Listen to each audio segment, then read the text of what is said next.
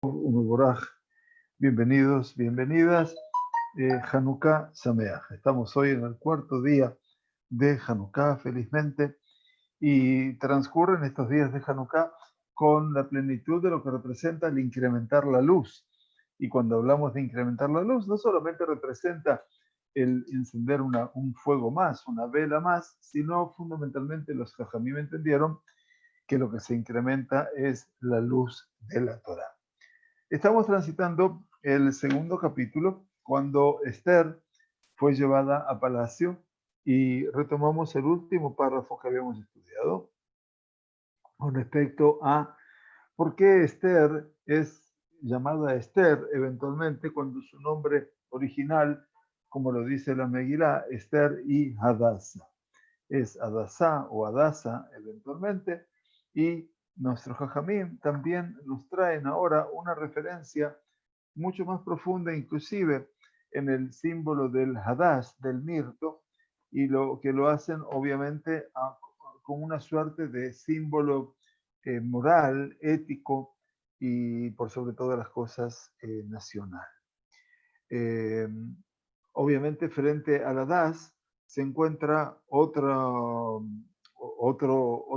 vegetal que se llama el zarpad, obviamente, que tiene que ver con un árbol espinoso, en este caso, todo lo contrario. Y entonces, esto es lo que dice el profeta Yeshaya, Tajatana Atzot Ale Berosh, en lugar del Atzot, que es un arbusto prácticamente de ramas muy secas, va a crecer el Berosh, va a crecer el ciprés, Betajata Sirpad ya le Hadas. Y en lugar del Sirpat, el arbusto espinoso, el Hadas. De allá le Hashem, le Shem, le Otolam, le Karet, y el nombre de Hashem será por señal eterna, nunca será truncado ni cortado. Y entonces, de acuerdo a esa descripción que hacen los Fajamim, a partir de estas contradicciones, ¿no? Lo toman en el Midrash de Bereshit Rabbah, quiere decir el Midrash que nos trae sobre el Humash de Bereshit, y específicamente con respecto a un tema que no lo hemos pasado hace mucho tiempo atrás, cuando nos dijo, Baigdelu Anearim, dice, y crecieron los jóvenes, se refiere a Jacob y a Esab, y Rabbi Levi Amar, Mashal le Adas Beitzbonit Shayuge Delim Ze al Gabeze. Y esto se asemeja, dijo Rabbi Levi, al ejemplo del Hadas, del mirto, que creció con el otro arbusto espinoso sobre sí, uno con otro. Dice, y en la medida que fueron creciendo estas plantaciones, el Hadas, daba su aroma y el otro daba sus espinos. Así también, Kol Yud Gimel Shana Shnehem Olhim Lebet Sefer, durante 13 años, Jacob y Isaac se encaminaron juntos a lo que era el centro de estudios, el lugar de estudios en su vida, Shnehem Baim y Bet Sefer. Y Jacob y Isaac regresaban del Bet Sefer. Después de 13 años, uno sigue yendo a los Batei Midrashiot, sigue yendo al escenario donde se estudia Torah, Beseolech le Batei Abodat Kohabim. Y este iba a la casa de donde se practicaba idolatría. Entonces, esa es la diferencia del Hadas, ¿no? Con el Sirpad, eventualmente, que representa este árbol tan particular que tiene que ver con el espino. Y entonces, a partir de este antagonismo, de esta polarización tan grande, nuestros Jajamim eh, lo interpretaron también con todo el tema de la Megilá. Y entonces nos dicen los Jajamim en la Gemara, precisamente en el Talmud Babli, entonces dice Rabbi Shemuel bar Nachmani, patach la pitja lehai parshata me'aja. Rabbi Shemuel bar Nachmani comenzó su derashá, así se comenzaban las derashot, las enseñanzas en el Bet Midrash, y siempre se enseñaba desde un versículo. Se citaba un versículo, ese es el camino por lo general del Midrash, citar un versículo y a partir de ese versículo, de ese texto, se interpreta o se trata de expresar eventualmente cuál es la meta que tiene en este caso Rabbi Shemuel bar Nachmani. Es el versículo de Isaías. habíamos dicho 55, sí, 55, si no me equivoco, en donde el profeta decía que en lugar del arbusto reseco crecerá un ciprés y en lugar del arbusto espinoso crecerá el mirto. En la Atzot dice, se refiere, interpreta el Midrash, Tajatamana Rashash Atzmo Bodazara. Quiere decir, Aniatzot era un árbol de idolatría. Y por lo tanto dice, ¿a quién se refiere? Está haciendo alusión a Hamán. Hamán el malvado, porque él hizo de sí mismo un objeto de idolatría para que la gente lo adore. Dichtiv ubejol anatzatzuim ubejol tahal lelehem. Quiere decir, así como dice el profeta Yeshayahu, en todos este tipo de árboles y obviamente todo lo que son todo tipo de a los ídolos. Y Ale Brosh se le asocia como en el Maoz Sur y Yeshuati, que cantamos ahora en estos días de Hanukkah, se le asocia obviamente con Mordejai. ¿Por qué se le asocia con Mordejai? Mordejai a Yehudi, porque era Rosh Lejola Besamim, porque era Berosh, el ciprés, interpretado ahora Berosh, a la cabeza de todos los aromas. Sheneemar, Beatakach Leja Besamim Rosh Mor Deror. Y ahora tómate para ti, le dice a Kadosh Baruj Hu a Moshe Rabenu en el libro de Shemot, en el libro de Shemot, cuando nos habla sobre el incienso, en la perashá de la construcción del Mishkan, Beatakach Leja, toma para ti Besamim, todo tipo de fragancias, Rosh, en primer lugar, Mor Deror. Mor Deror es el mor que representa uno de los aromas más exquisitos de los cuales formaban parte del Ketoret, obviamente, pero aquí hay un juego de palabras. El Mor Deror, que se lo llama así a esa fragancia, se lo traduce al arameo Mari Deji. Y Mari Deji, como ustedes pueden ver el nombre, Mari Deji, Mardeji, Mordejai. Y entonces Mordejai es, por la asociación con la palabra, el concepto de que era una fragancia exultante, una fragancia muy hermosa. Y entonces tenemos el Naatzot, ese que desprende mal olor como Amán, frente a lo aromático que es Mordejai. Betajat Sirpad, el concepto del Sirpat, el árbol espinoso, dice Tajat Bashti Resha'a, quiere decir que se refiere a quién, a la reina Bashti, la perversa, que era la nieta de Nebuchadnezzar el perverso, el mismísimo emperador de Babilonia. Shesaraf Refidat Bet Hashem, que había quemado, obviamente, todo lo que representaban los salones y todos los alfombramientos de la casa de Hashem, Dichtib Refidató Za'am, porque obviamente, como dice el Shir Hashirim, Refidató quiere decir sus banquetas, sus sillones eran de oro. Y entonces, en lugar de él, que se llevó todo el oro del Bet HaMikdash, Yale Adas, habrá de subir Adas. Adas significa Esther Tzadeket. O sea, ya traen el Adas relacionándolo con Esther, la reina justa o la mujer justa, Esther Tzadeket, en última instancia, que nos trae a nosotros todo un escenario nuevo en este caso. Shenikret Adasa. Esa Esther se llama Adasa, Sheneemar, eventualmente, Vayhi Omen et Adasa. Quiere decir que Mordejai era aquel que tenía a su cargo la crianza o el engrandecimiento de Adasa. Veaya la Hashem Leshem, y será para Dios por nombre, Zomikra Megillah. A esto se refiere a la lectura de la Megillah en Purim. Leot Olam lo Ikaret, y dice como señal eterna, jamás será truncada. Él está analizando el versículo, insisto, Elu Yemei Purim. Se refiere a los días de Purim. Y entonces el tratado de Megilá del Talmud nos ha llevado a comprender que la interacción aquí de todos los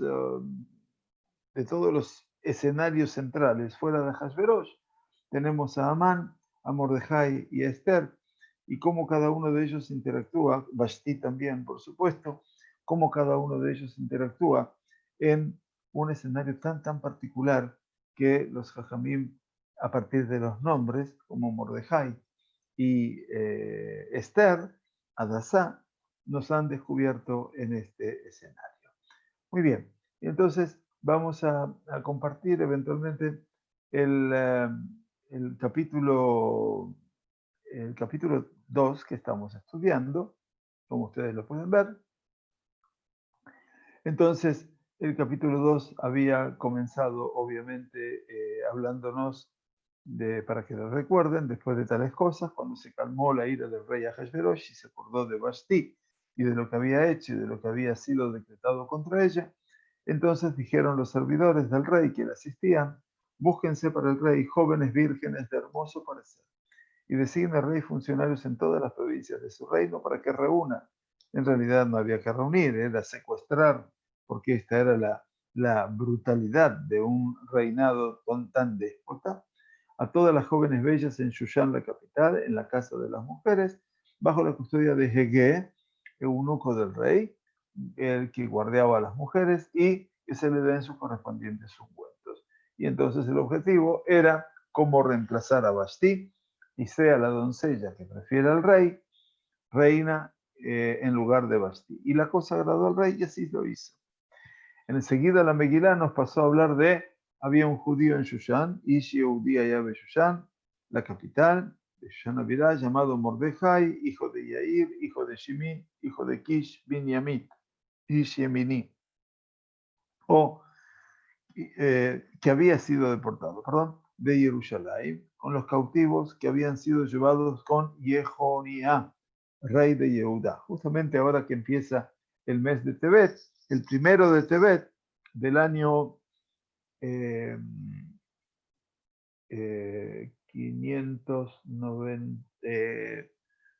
597, sí, exactamente, antes de la Era Común, se produjo el Galut Yoyajin, quiere decir el rey de Yehuda, que fue rey durante 3 meses nada más, eso es lo que pusimos en nuestro Sheur anterior, es obviamente deportado, llevado a Babilonia, y Nabucodonosor coloca a un nuevo rey en Judea, descendiente de la casa de David, llamado Tzidkiyahu. Estuvo 11 años hasta que se le ocurrió a Tzidkiyahu hacer una revolución contra Nebuchadnezzar y así terminó Tzidkiyahu y toda la casa real. Entonces, en Mordejai, en principio, estudiamos que estaban los jajamí que decían que en realidad él decidió irse voluntariamente al Galut, no es que lo deportaron, u otros dicen que sí, que eventualmente fue verdaderamente deportado. Pero bueno, lo estudiamos la semana pasada. Y él crió, Vayeomen et Adasá, o sea, Esther, hija de un tío suyo, porque ella no tenía papá ni mamá. Y la muchacha era de hermosa presencia y bello semblante. Y cuando murieron su padre y su madre, Mordejai la tomó por hija suya. También estudiamos acerca de estas relaciones con respecto a Esther y Mordejai, que en muchos casos el hecho de que Mordejai la tomó por hija suya, le cajá, lo levat, en la coaj, tenía que ver en la concepción bíblica como una persona cuando toma a una mujer por esposa y por lo tanto podría también ser en el lenguaje de nuestro Jajamim que Mordejai había tomado a Esther por esposa. Muy bien, y entonces estudiamos en la Megilá hasta el versículo 9 la semana pasada. Ocurrió cuando se publicó el edicto del rey y muchas doncellas fueron reunidas para ser llevadas a Shushan, la capital, que Esther fue también llevada a la casa del rey. Tengamos en cuenta que todo lo que ustedes imaginan y que yo traté de explicar, no con tanta delicadeza la semana que pasó, aquí dice Batilakaj Esther.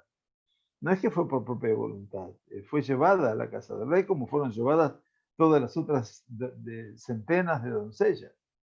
O sea que aquí la máxima autoridad era el imperio y el imperio hacía con las vidas de la gente lo que ellos querían.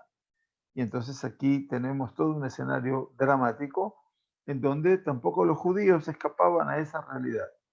No sé si querían escapar o no, vuelvo a repetirlo, no quiero ser ni crítico ni no crítico con respecto a esa realidad, pero que obviamente entraban en ese manipuleo que hacía el rey Ahasverosh y toda su cohorte, por supuesto que sí. Bajo la custodia de Hegai, guardián de la guardia de las mujeres. Y la doncella, nos cuenta la Megilá, que esta Nahara, la joven, cayó en gracia ante Hegai, que era el guardián, y él fue bondadoso con ella, y por lo tanto le dio presurosamente los ungüentos, quiere decir, las mujeres se preparaban 6 meses de una manera y 6 meses de otra manera. Tenían todo un tratamiento cosmético durante un año.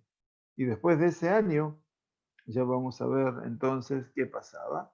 Entonces, y le dio presurosamente los ungüentos con los correspondientes atavíos, ropas, y le asignó 7 doncellas de la casa real para que le sirvieran.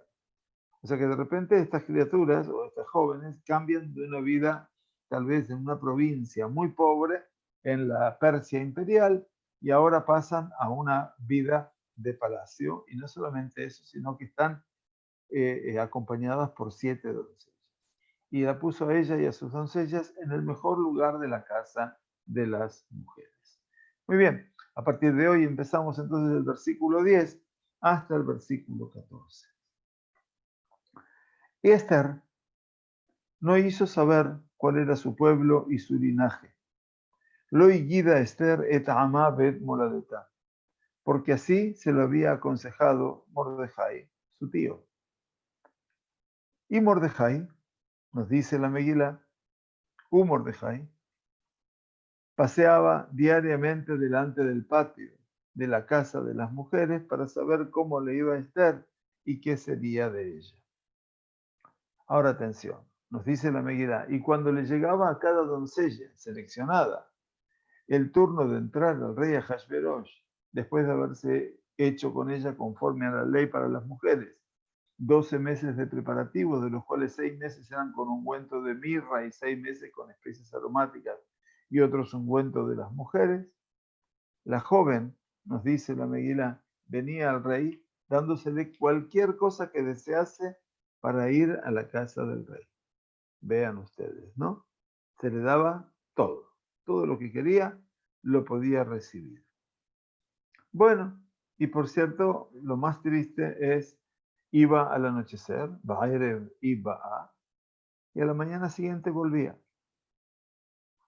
¿A dónde volvía? A la segunda casa de mujeres. Claro, ya ahora la segunda casa de mujeres no era la casa habitual, era la casa de Sha'azgaz, eunuco del rey, salvo que éste quedase encantado con ella y la llamase por su nombre. Quiere decir, salvo que el rey, obviamente, quedase profundamente enamorado de esa joven y entonces el designarla por el nombre eventualmente estaría llevándonos a una elección casi prematura de la futura reina. Este es el cuadro, para que todo el mundo entienda dónde estamos parados, ¿sí? Bueno, esto es lo que vamos a tratar de analizar hoy, ¿sí? Entonces, donde dijimos, Esther no hizo saber cuál era su pueblo y su linaje. ¿Por qué? Porque esta fue la orden de Mordejai. Por otro lado, Mordejai pasa diariamente delante del lugar donde está la casa de las mujeres para saber cómo le iba a Esther y qué era de ella. Luego nos habla de cuándo llegaba el turno de cada una y que obviamente se preparaban durante un año y luego pedían lo que quisieran para ir a la casa del rey, y llegar a la casa del rey significaba tener relaciones con él esa noche, y al día siguiente, ya como habían conocido o eran ya mujeres del rey, concubinas del rey, nadie podía tocarlas. Y entonces pasaban a la otra casa, pero ya eran las mujeres no vírgenes, quiere decir que ya habían pasado ese estado de virginidad y por eso entraban ahora bajo el control de Sha'azgaz, que era otro eunuco del rey. Todos los que cuidaban a las mujeres en los palacios eran todos eunucos, ¿sí? Porque obviamente acá me falta una SH, Sha'ash-Gaz, porque obviamente no podían ni siquiera soñar con tener relaciones o violar eventualmente alguna de las mujeres del rey. Muy bien, este es el cuadro dramático. Para nosotros a veces que lo pasamos eventualmente cada año en una lectura feliz, alegre y generalmente dicharachera, a veces no podemos entrar en el drama de lo que representaba ese momento y de lo que representaba ese drama a veces voluntario, ¿no? O sea, yo no estoy diciendo que todo esto era compulsivo, pero que en última instancia, aún siendo compulsivo o aún siendo voluntario, no deja de ser un escenario dramático. En principio, nos dice el Rab Ariel cuando leemos estos versículos del segundo capítulo, los versículos de la Megilá vienen a poner de un acento en particular a al profundo vínculo familiar entre Esther y Mordejai. Y por sobre todas las cosas, la obediencia y el honor que ella tenía por, por Mordejai y sus indicaciones, antes de ser inclusive reina, por supuesto, y después de que alcanzó ese pedestal tan alto de ser la reina de Persia. Sin embargo, la Megilá no nos explica a nosotros por qué le ordenó Mordejai a Esther el ocultar eventualmente su identidad. Y por supuesto que muchas son las suposiciones y muchas son las tendencias a pensar, e inclusive son muy antagónicas entre sí, que se dijeron al respecto, ¿no es cierto? Hay quienes explicaron, y en este caso, como Rashi, que de Yombru Sheimi Mishpacha Bezuya Bishalhua. Dice que le dijo que no diga de dónde venía, porque seguramente habrían de decir que ella venía de una familia no honorable, obviamente, y entonces esa familia no honorable sería la causa de que Esther sea expulsada de palacio. ¿No? Es una posibilidad. Uno de los objetivos también nos dice que el objetivo era tratar de reducir un poco su figura para poder realmente sacarla del palacio real, como que al ser una persona que era carente de abolengo y obviamente no es lo suficientemente importante como para poder estar junto al rey. Mordejai tenía temor, dicen los jajamim, de una competencia excesiva, eventualmente, que caracterizaba, por lo tanto, entonces el conflicto para alcanzar el trono real, que podría llegar, obviamente, en sentido negativo, a hacerla como un objetivo más claro para el antisemitismo reinante en el palacio real. O sea que Mordejai también temía por todo lo que representaba la presencia de un judío en el palacio real, y no hay ninguna duda de que todo esto también lo preocupaba a Mordejai, él sabía lo que pasaba alrededor. Pero hay quienes dicen todo lo contrario. Hay quienes opinan todo lo contrario. Y dicen que esto que Esther se oculta, eventualmente, o oculta su pueblo y oculta su identidad y su origen, viene precisamente a, a, a hacerla más deseable y más querida por el rey y, en última instancia, a hacerla permisible para, desde el punto de vista religioso. El hecho es que Ahasverosh coronó a Esther a pesar de que ella no le dijo quién era y cuál era su identidad. Entonces, por eso dice el Rab Ariel Shrita que la falta de definición la transformó a ella en una mujer general. Dice, Bekol Ejad Behad Nitmet Lo que Umató. Y a cada uno y uno le parecía que era de su propio país. Quiere decir, la Megilá, el Talmud de Megilá es tan amplio que dice todo aquel que, porque imagínense que había 127 países en el imperio persa, ¿verdad? Entonces, de todos los ministros que tenía y de todos los que estaban Roé Penea Melech, aquellos que se sentaban en los atavíos reales, cada uno pensaba que era de su propio pueblo. Pero estas explicaciones no son suficientes, nos dice Rabadiel, para poder entender la orden de Mordejai, porque él le exigió a Esther continuar ocultando su identidad aún después de haber sido elegida. Entonces eso ya de por sí nos genera, obviamente, una gran duda, ¿no? Un gran signo de pregunta. Es posible que desde el punto de vista de la lógica de la situación, Mordejai preveía, obviamente, que en el futuro habría de acontecer un escenario diferente y que el odio a Israel que estaba increyendo, ¿no? Él lo veía en la calle todo el día.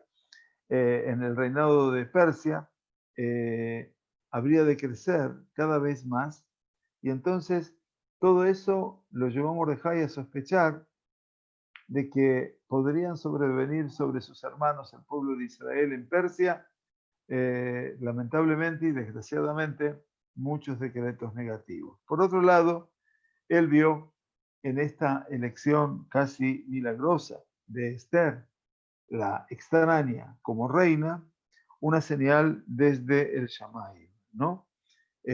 O sea, lo vio, dice Ibn Ezra, como si fuera que lo vio por una profecía o en un sueño. Dice, porque Mordejai sabía, dice el Ibn Ezra en su lenguaje, Kitabot Teshua al Yadale Israel. Mordejai había soñado o tenía una profecía en manos donde él imaginaba que la Yeshua, la salvación, habría de sobrevenir sobre Esther, junto con Esther.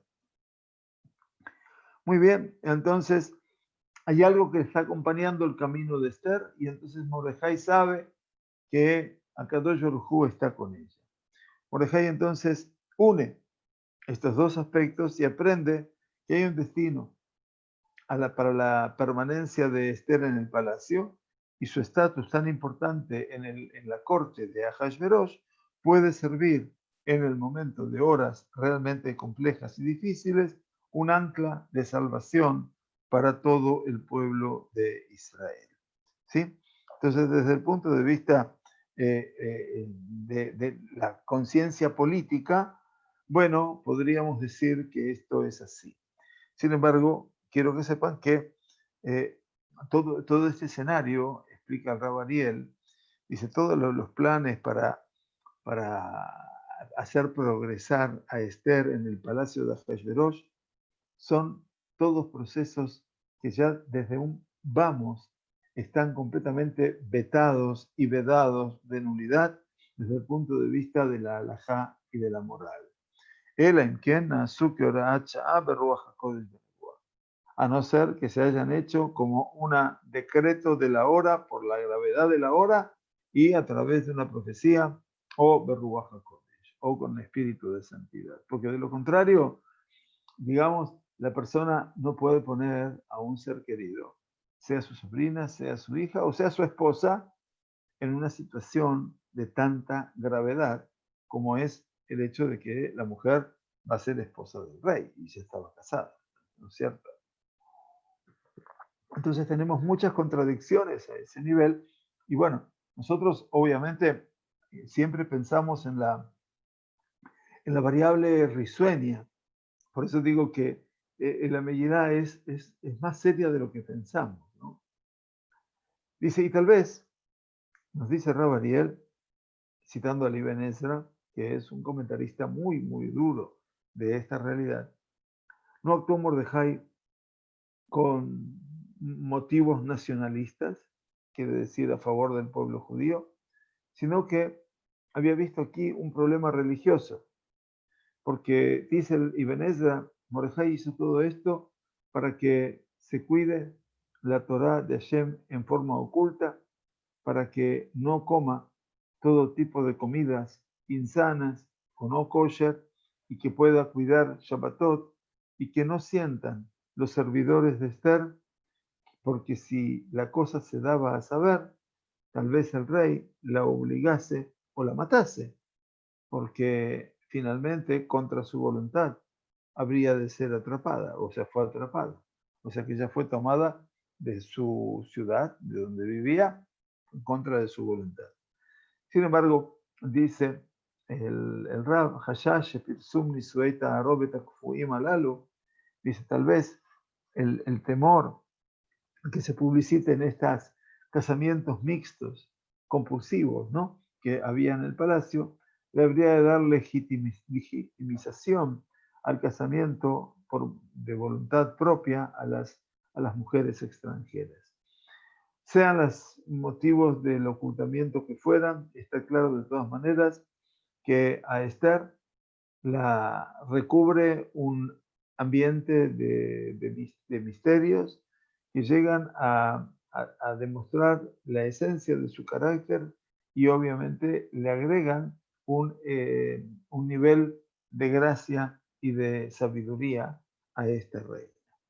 Bueno, y a partir de aquí entonces el Rab Ariel nos quiere llevar a una comparación entre Esther, que es nuestra heroína, Vashti, que fue la reina anterior, que era la nieta de Nebuchadnezzar, nada más y nada menos que de Nabucodonosor, aquel que destruyó el pueblo al Bet HaMikdash, el primer Bet HaMikdash.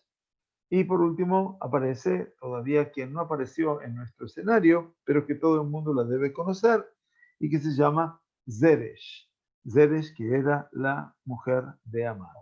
Entonces, este triángulo, primero, es interesante, ¿no?, para analizar un fenómeno como el Rab lo llama, y dice Esther, Vashti y Zeresh. La mujer en la Megilá se encuentra en una situación realmente extraña, en una situación casi como si fueran de dos rostros diferentes. Por un lado, las mujeres tienen una influencia muy, muy grande sobre todo aquello que acontece en el mundo, y obviamente la respetan tanto a la mujer que, como Hashverosh le dice a Esther, Malchut be inatenlach, hasta mitad del reinado te puedo dar. Quiere decir, de los 127 países, 63 y medio le podían pertenecer a Esther. Pero por otro lado, vemos en la Megilá que la mujer es pisoteada, obviamente, y es tomada como un objeto sexual, nada más.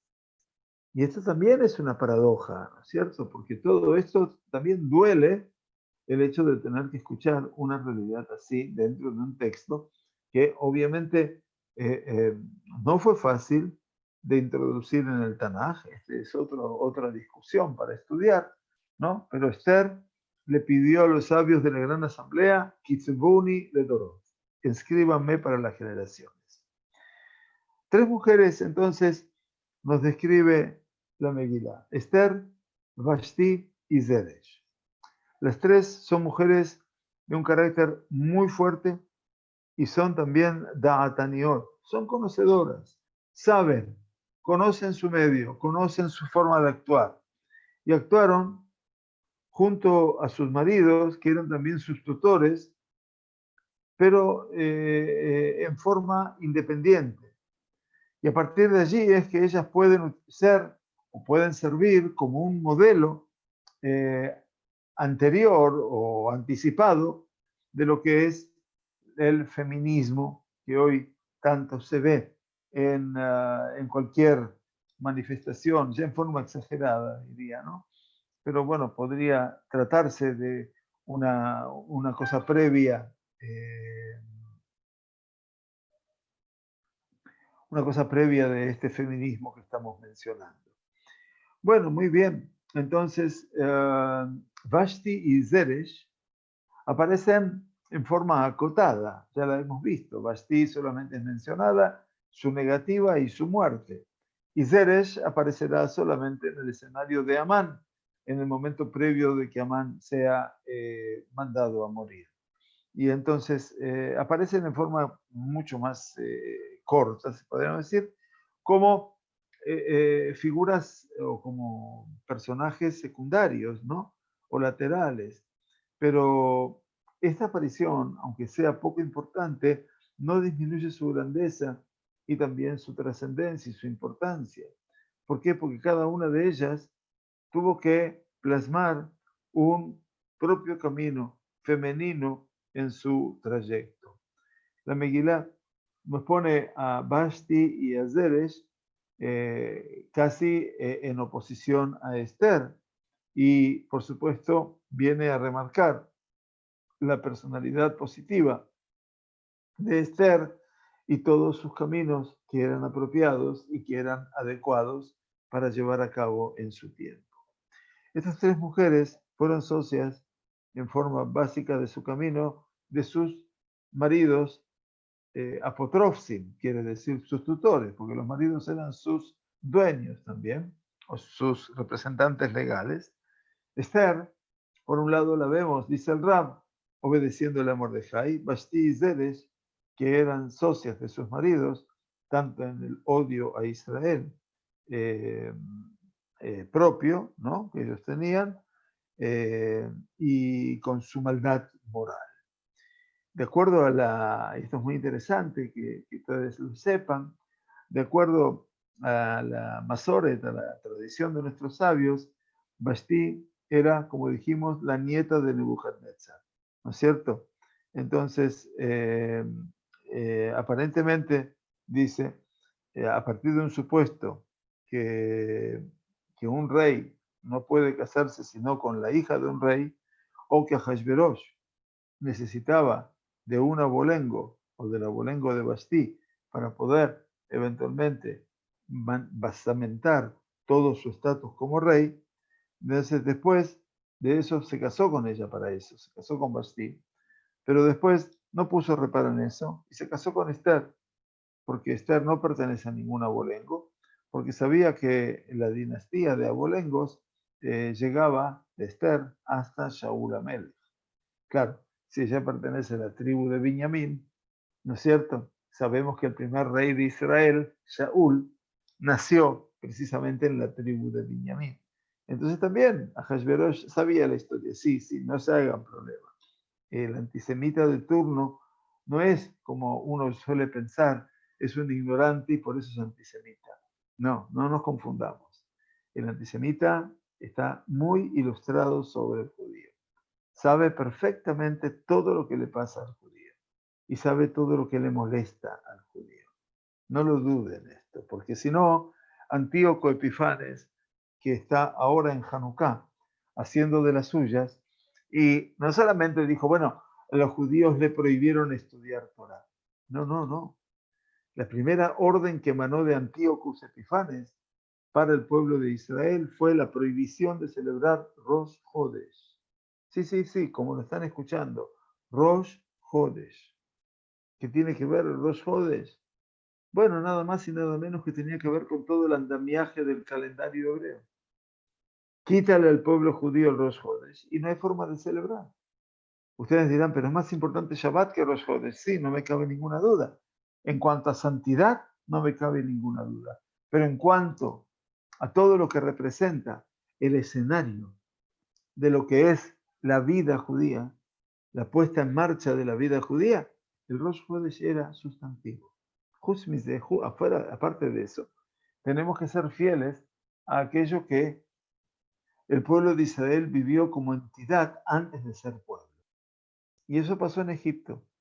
En el capítulo 12 del libro de Shemot, Perashat Bo, Kadosh Baruj Hu habla en la noche de Egipto a Moshe y a Aarón y les dice: A Jodesh Hazel Lachem, Rosh Hodeshim, Rishon U Lachem, Lechotzei Shana. Este mes es para vosotros principio de los meses. Primero es para vosotros entre los meses del año.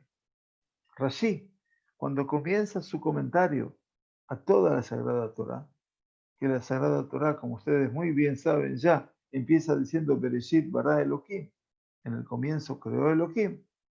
Entonces Rashi, en su comentario dice Amar Rabbi Haki, dijo Rabbi Yitzhak, su padre, porque es Rashi Shelomo Yitzhaki, lo yatzarich le'atchil et Torah, ela me'ajodesh azelahem. No tenía que haber empezado la Torah, sino desde el capítulo 12, versículo 1 del libro de Éxodo. ¿Cuál es? El versículo que dice, este mes es para vosotros, principio de los meses. Porque esta es la mitzvah Rishoná Shenitztabu Am Israel. Porque es la primera mitzvah que fueron ordenados al pueblo judío. Los griegos lo sabían muy bien.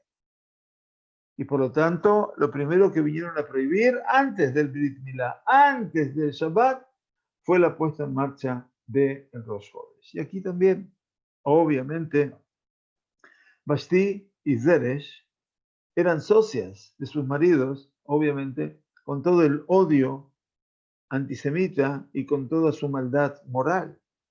Y es por eso entonces es posible que Ahasverosh necesitaba primero casarse con Vashti porque era la hija, la nieta de un rey, de un emperador, como Nabucodonosor, pero con Esther sabía que llegaría el vínculo de Esther hasta Shaul Amelech.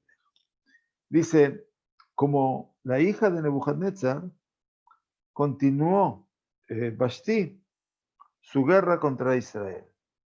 O sea, como la hija, como la nieta de Nebuchadnezzar. Dice, dijeron los Jajamim, Lama asala Kadosh Baruj Hu kach. ¿Por qué a Kadosh Baruj Hu le depara un triste final a Vashti, la reina? Bishvil shelo inija la Hashverosh litzen reshut divnot bet hamikdash.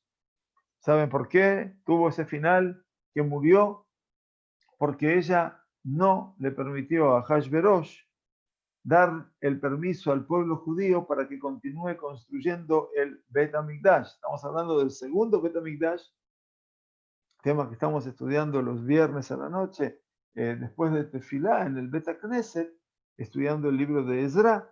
Quiere decir que Vashti no solamente no alentó, sino que mandó a prohibir a través de su marido que el pueblo judío siga construyendo su Bet HaMikdash. Ambralo, le dijeron, Mashe Jeribu Abotai Atame Bakesh Libno. Dice, lo que destruyeron mis ancestros, tú pretendes construir.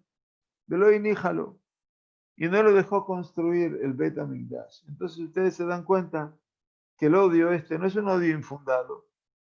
Y entonces todo este odio es un odio que venía ancestral. Si mis ancestros destruyeron este lugar, ¿tú lo vas a construir? Por supuesto que no. Pero así como guardaban en su alma ese sentimiento tan profundamente antisemita, también eran perversas desde el punto de vista moral. Los Jajamim intentaron basamentar esta percepción con respecto a las dos. Con respecto a Vashti, dice Gam Vashti asetam istenashim. Nos dijo la Megilá, también Vashti había hecho un banquete para mujeres. Shenehem ledvar abelan itkavnu. Tanto uno como el otro, tanto Ahasverosh como Vashti, toda la intención que tenían era ver cómo hacer la promiscuidad el orden del día. Hainu de hambre y nashi, y esto es lo que dicen las personas, Hiu bakri beitete bebutzini. Quiere decir, como le dice el refrán popular, él con zapallos grandes y su mujer con zapallos pequeños. Quiere decir que la promiscuidad y la degeneración sexual que provocaban sus fiestas eran bastante marcadas, dice la Megilá, dice el tratado, perdón, de Megilá en el Talmud. Con respecto a Zeresh, dice la Gemara, Beamar Rav, Sarich Lomar Aruraman, Arurim Bene Arura, Zeresh Ishto. Dice, Aruraman, tenemos que decir en Purim, maldito es Amán, pero también malditos los hijos de la maldita Zeresh, su mujer. Que Dictiv, Beshem Reshaim Irkad, como dice el libro de Mishlei, y en nombre de los perversos, de los malvados, se habrá de pudrir, se habrá de echar a perder. Eshet Amán Aitá Joseret Ahar Ohavea. La mujer de Amán era una mujer que iba en pos de sus amantes. Sheken Omer Vayeve et Ohabav Be'et Zeret Ishto. Trajo a sus amantes y a Zeresh, su mujer. Quiere decir, la promiscuidad interfamiliar también era grande. Por lo tanto, la iniciativa más que perversa, de Zeresh, está especificada en la Megilá. Sabemos que ella le dice a Amán cuando viene sabiendo de que el único que no se reclina ante él es Mordejai, mandó a hacer un árbol, una horca de 25 metros de alto, ¿no? Para que sea colgado el Amán, Mordejai, delante de toda la gente. Y sobre Vashti dice, no existe en el texto de la Megilá una valoración negativa explícita, pero lo poco que se dijo de ella viene mamás a ahondar esa profunda contradicción entre ella y Esther. La Megilá, quiero que sepan, nos dice los sabios a nivel de la Gemara, la Megilá compara a Esther con Vashti en muchos aspectos. Las dos eran de bello aspecto, las dos fueron ordenadas en venir hacia el rey, o sea, las dos tuvieron que venir al rey, Vashti por medio de Ahasverosh y Esther por medio de Mordejai. O sea, cuando Mordejai le tuvo que decir a Esther que si ella no actuaba a favor del pueblo judío, entonces la desgracia habría de acometer a toda la población judía. Bien, las dos se negaron a cumplir con una orden y las dos, obviamente, fueron separados o fueron muertos. Y Mordejai amenazó a Esther que también ella se habría de perder, o sea, habría de ser eliminada. Las dos supieron actuar, Benehratzut, pudieron actuar con mucha osadía y con mucha valentía con respecto a la ley que existía en Persia, donde si la mujer se rebelaba, entonces era muerta. Vashti se negó a venir al rey, de acuerdo a la invitación del rey, con la corona real. Y Esther, precisamente cuando vino al rey, se presentó ante el rey sin que haya sido invitada.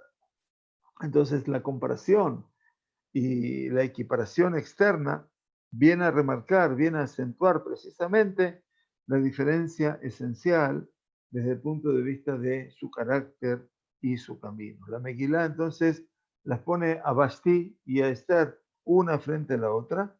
Por un lado, el reinado que se quiebra, se rompe de Vashti y es entregado a Esther. Umalhutá, como dice la Megilá, y ten amelech le reauta a toba mimena. Y su reinado habrá de entregar el rey a su amiga, a su compañera, más la mejor compañera de ella. Entonces, aquí viene todo este escenario de la comparación entre una y otra. Muy bien, entonces, la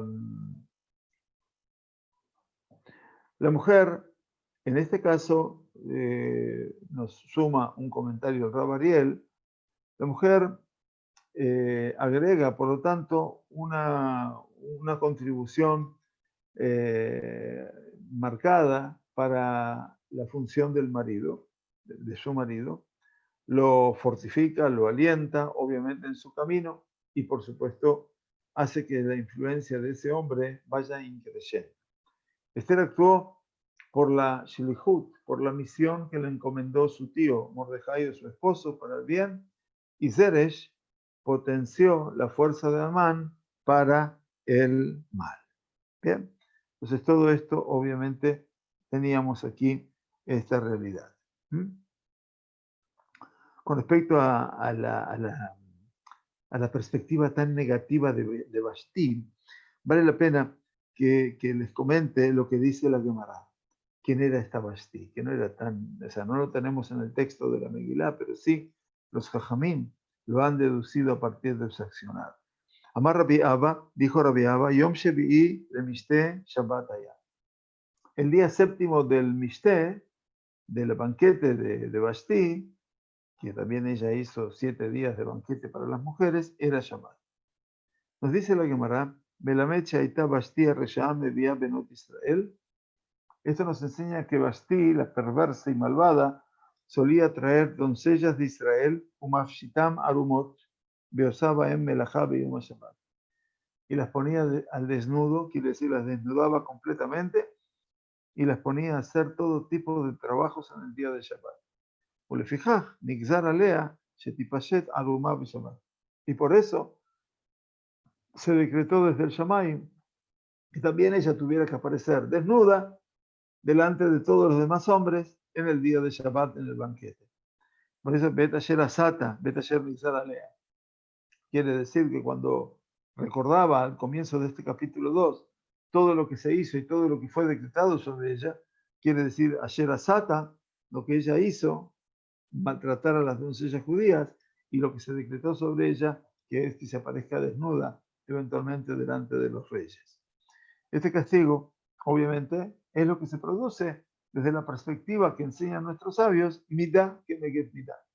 Midah Keneged Midah es que así como tú te comportas, así te van a responder también en cualquier circunstancia y también del cielo. Y por eso eh, vieron los Jajamim que el hecho este de rebajar y a Vashti delante de todos los borrachos es una transgresión por todos sus pecados anteriores. Asherasata dice aquello que hizo, no se la abuela Melech, no se trata que Asherasata, lo que hizo, su negativa de venir al rey, dicen los Jajamim en la Gemara, Ela het shekadam la keneged benot Israel aholemet asher nigzar alea, sino que era el pecado que había hecho con las doncellas de Israel, que las traía a trabajar en Shabbat y las desnudaba en su palacio, y eso fue lo que llevó finalmente a su decreto. Muy bien. A pesar, dice de el Rabariel, de esta asociación básica en el camino en el lado femenino de la Megilá, es diferente completamente el vínculo de estas mujeres con sus maridos. Vashti aparece en la Megilá casi como en forma muy independiente de su marido, que actuaba en forma paralela a Hashverosh, y cuando se creó una contradicción en sus caminos, entonces Vashti se opuso a su marido, obviamente se rebeló contra él, Beamda Kenegdo, y se mantuvo de pie frente a él como enfrentándolo. Amán y Zeresh aparecieron frente a todo eso como una familia muy unida y muy congregada en torno de ellos. Zeresh apoyó a Amán permanentemente y le fue una mujer fiel, obviamente, aunque dijimos que todo esto obviamente era una fidelidad limitada. Vashti hizo un banquete independiente al del rey y no tuvo ningún temor acerca del banquete que estaba haciendo su marido Ahasverosh. Mientras que Zeresh se ocupó o se preocupó de que el banquete de su marido que habría de tener en palacio hubiera de tener éxito. Y dice, Vashti dañó sensiblemente la gloria de Ahasverosh y obviamente intervino negativamente en sus planes, y Zeresh participó en la gloria y de Amán, adelantando cada uno y uno de sus nefastos proyectos y contenidos. Los caminos de Vashti y de Zeresh, por último, son diferentes, muy diferentes, abismalmente diferentes del camino de Esther. Vashti es una mujer mardanit, es una mujer que se suele rebelar, rebelde, y Esther es una mujer muy obediente, ¿sí? Entonces aquí la Megilá habla acerca del fenómeno, el Talmud de Megilá habla del fenómeno de la obediencia por parte de Esther. Vamos a ver como que Vashti y Zeresh son mujeres muy grandes, muy poderosas, mientras que Esther es una mujer aparentemente débil, donde se somete fácilmente a su amo y señor, al principio a Mordejai y después a Ahasverosh. Sin embargo, para la lectura simple y superficial que se puede tener, este es un error. Dice Da'atanut Yeterá, dice una sapiencia mayor, el hecho de estar más involucrado con el mundo de la política y del poder, no nos demuestra obligatoriamente sobre las fortalezas emocionales. Y por lo tanto, precisamente Esther se revela en el momento de la crisis como una mujer bien fuerte, que actúa en forma decidida y con una gran fortaleza de corazón. La diferencia entre Vashti y Zeresh y Esther, nuestra protagonista, es por lo tanto otra. Ellos actuaron por el bien propio, nada más, y por su estatus.